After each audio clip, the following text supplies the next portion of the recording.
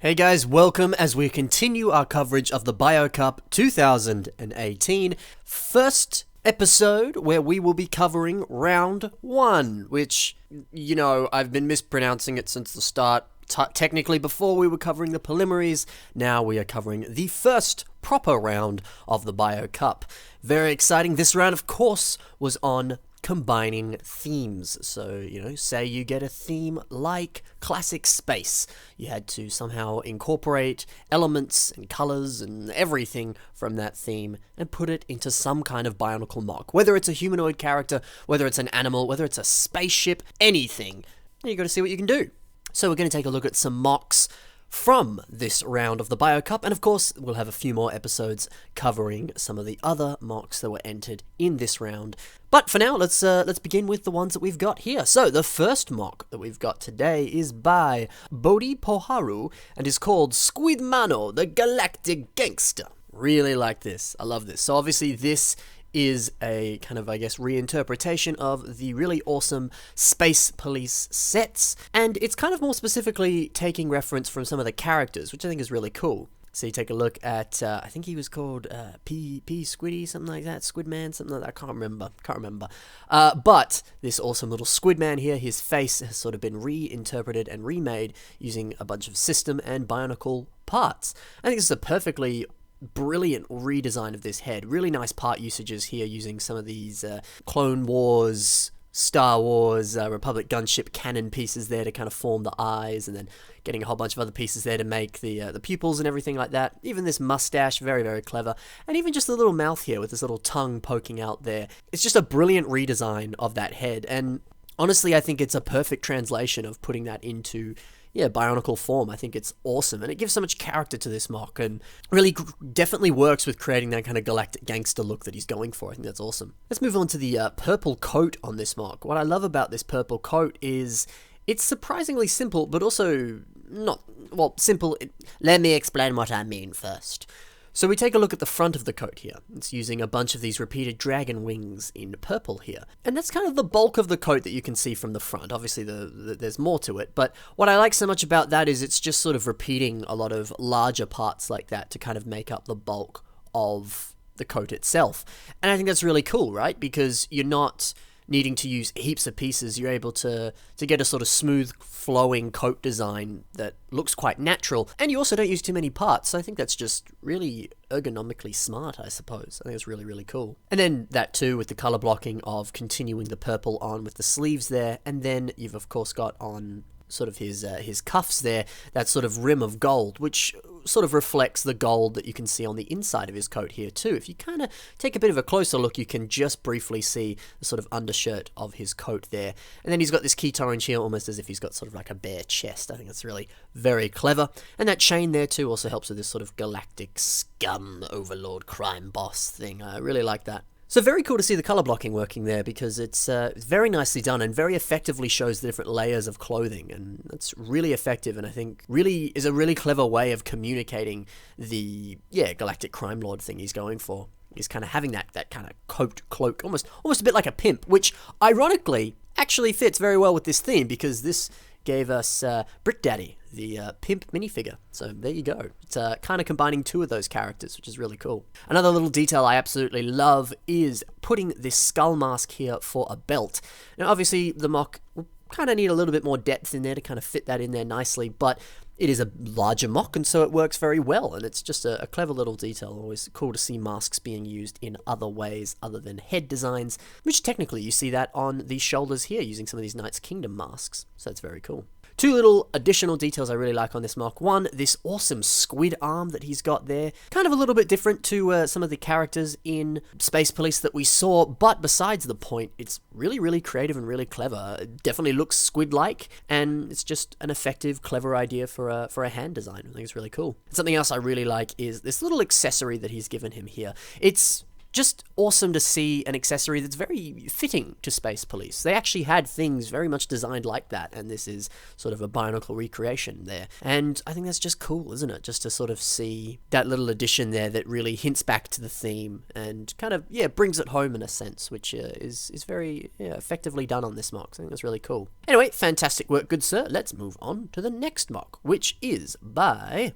King Marshy and is called the 2018 Cyber Slam Grand Slam.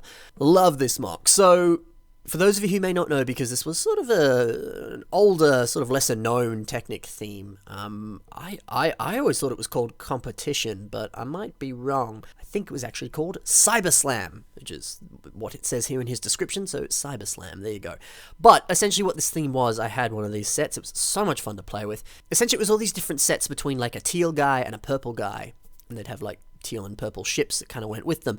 And there was some sort of challenge that the two sets had to go through. So like this one here, which is the one I had, which is awesome, was, you had these little triggers on both of these little mechs, and you had to get the little pew-pew laser, not laser, the little punching arm to hit the little target on both of the mechs. And so the little game was either you play with yourself or you play with your friend, and the aim is you have to hit the other person's target and pop the Technic figure out, and then you win.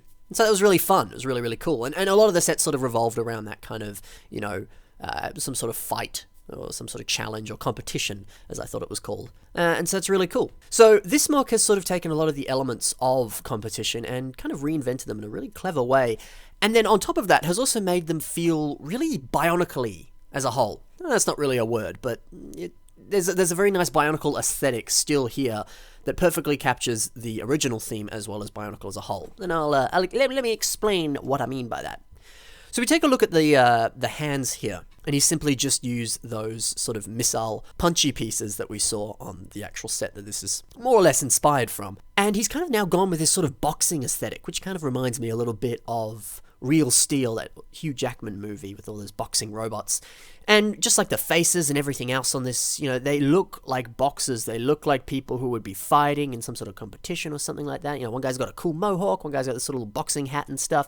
It's awesome. There's so much character in those, and there's just that beautiful boxing aesthetic that's been used. But then on top of that, you've got a kind of Bionicle aesthetic with that too, because the actual kind of boxing mitts, for lack of a better term, the yellow parts on these mocks are very thin and sort of Technic looking, and in a way kind of greebly. You actually can see some like rubber bands on the teal guy here, sort of holding everything together, and you got a whole bunch of pistons everywhere, all these mechanical details and gears, and even just the way like the torsos are designed here, using all these gears and this sort of like tri-axle kind of thing going on. It's very reminiscent of the Toa Muta's torso designs. And so you've kind of got this beautiful Bionicle aesthetic that's been captured just through texture as well as just overall design aesthetic and everything. But also, coupled with that, there is still that boxing aesthetic, which is very reminiscent of the theme as well as Bionicle. So I think this mock perfectly captures the aesthetic that it needs to, just from the way that the textures have been used, just even kind of keeping in mind little tropes like pistons and gears and all things like that are common throughout this sort of thing. And I just think that's awesome. It's very effectively done and very, very cool. Something else I think is really cool is if we take a look at the purple guy here. Awesome head design. Love his little sort of cyber eye there. Again, a little reminiscent of the Technic purple figure that you got in some of those sets.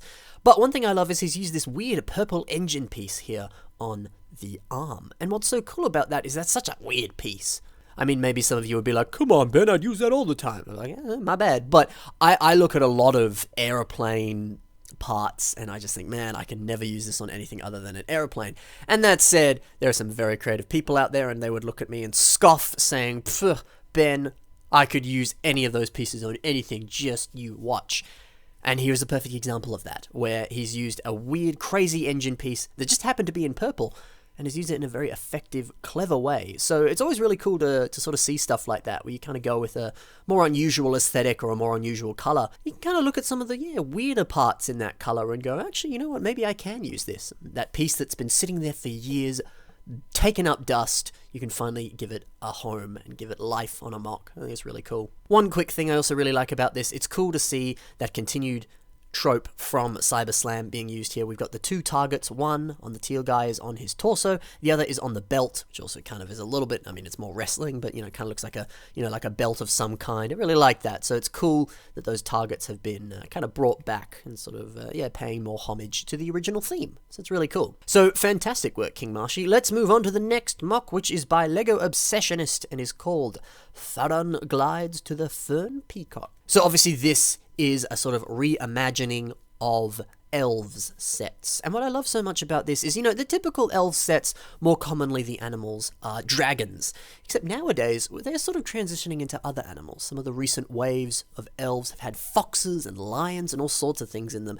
And I look at this mock and I go, you know what? That makes total sense that a peacock would probably one day appear in an elf set. So, kind of a little bit of a risk that he's taken here, and it's always good to take risks. If something terrifies you, because you've had this idea and ooh, that's cool, ooh, but that's also really terrifying, I'm taking an awful risk here, Vader. So you're saying to yourself, well, maybe that's the route to go, because, risks often pay off. Or they don't pay off, but you're proud of yourself because you took a risk. But more than likely, the risk will pay off if you commit to it. Besides the point, though, what a great idea to use a peacock in an elves-inspired thing. It's just so fitting. I think it's awesome. And I think a lot of the designs on this peacock are fantastic. It's amazing to see all these repeated teal and white pieces here to create the peacock's tail. Looks just like the real thing, looks fantastic. Something I think is important to mention on this is that there are hella ball joints on this thing. There are so many ball joints. But I don't think that's a bad thing. I think that's awesome. And it's always cool to see the potential that you have with using ball joints. I always used to see people say, oh man, I want to build a mock, but I don't have any ball joints. I can't do it. And there's always another alternative. You can always try other stuff. But I will give a little bit of power to that excuse because, hey, having a lot of ball joints, there's so much potential you can do. I mean, look at this mock. Look at the amount of ball joints it uses, but how effective and awesome this mock looks as a result.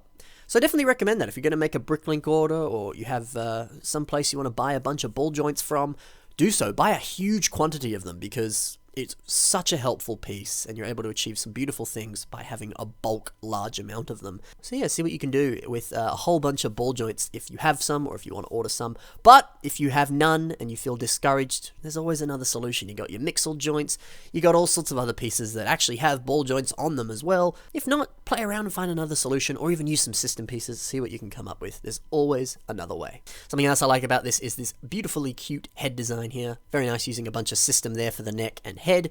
Again, just really fitting, looks like a peacock. Something else I really like is this little addition of the glider with the little elf guy. Again, very fitting, looks like something you would see in an elf set. And again, we see a little bit of a callback to Bionicle here, using these Guku bird wings, these rust Liwa blades here. Just reminds me of a sort of, classic Bionicle jungle aesthetic that, I don't know, I think is really fitting to elves. And I mean, maybe that's just it playing the nostalgia strings on me, and not many other people would necessarily see that or classify that as paying a homage to Bionicle, but, it kind of works, and I think that's cool. So, that's really awesome. Also, too, a really effective, simple stand to hold up this Guku bird, oh, not Guku, sorry, it's not actually, to hold up this little hand glider thing here. It's just a little green Rakshi foot, which kind of looks like a sort of green hill or something like that, which again, there's always in some sort of forest in elves, so that's really cool. And then that little beam there to act as the stand. It's effective and it works. I like it a lot. So a fantastic imagining of an elves and Bionicle fusion. Very, very cool. Let's move on to the bonus mock before we finish the episode. This is by the Watching Relic and is called the Sharpshooting Cactus. I love this. This is adorable and fantastic. He's used some mixel eyes, he's used some of the old Exoforce hands there to make a mustache, and what an effective, clever cowboy hat design, again using those Exoforce hand jubbos there, and then a Rakshi head. Makes a surprisingly decent design for a cowboy sheriff hat. Love that, I love that a lot. So this is a really simple but effective, but also really fun build. Stuff like mustaches and mixel eyes and hats. I don't know, it always makes a mock just funny and charming. It's really cool. But what I love so much about this is just how simple it is, but also how effective it is. You can easily tell it's a cactus. It looks like a cactus. It smells like a cactus. It is a cactus. I love it. It's cool. Just using a lot of these old, kind of surprisingly old pieces for the bulk of the mock. The Liwa torso, some Borok pieces, Rakshi feet, Rakshi back pieces to make the actual kind of the little dancing cactus hands there. It's really cool. It's really cool. Doesn't use too many parts, uses a lot of older parts. I always see those sorts of pieces in, bulk Bionicle lots that you can buy online sort of thing. I'm sure all of you have access to pieces like that. And look at that, you can make a really effective, decently designed cactus. It works really well, doesn't use too many pieces, but you still get a fun mock that makes me smile when I look at it. Really like it. Nice work. Anyway, that's it for the 4 mocks that we're going to cover in this episode of our round 1 coverage of the BioCup. Of course, we'll be doing a few more episodes covering this round, and we'll be covering more and more people. I realized as I was filming this, I was like, oh, I want to talk about that one and that one and that one. And I was like, oh man, I've already talked about that guy in a past episode. But I kind of realized, that's kind of inevitable. I'm obviously going to be talking about multiple people's mocks multiple times, just because, hey, they're good people, they make cool stuff, I want to talk about it, that sort of thing. But I'm always going to do my best to include newer people as well. I don't want to kind of, always be like, and it's this guy again. Whether that's in the BioCup coverage or BIS episodes, the usual BIS that we get every Saturday. Either or, I always try to sort of mix it up with newer people. That said, I always say this, if I can talk about your mock, I'm probably going to put it on. And sometimes if I can't talk about the mock, it's harder to put it on the show. That sort of thing. But that doesn't mean you can't submit your mocks. That doesn't mean I'm never going to put you on any of that. I'm always happy to take submissions. I'm always happy to, put a mock on the show, that sort of thing. I've been a bit with BioCup in terms of submissions. I kind of just want to talk about what I want to talk about for it because, I don't know, I feel like it's a bit different to be submitting stuff for BioCup than it is just submitting your own random mock to the regular show.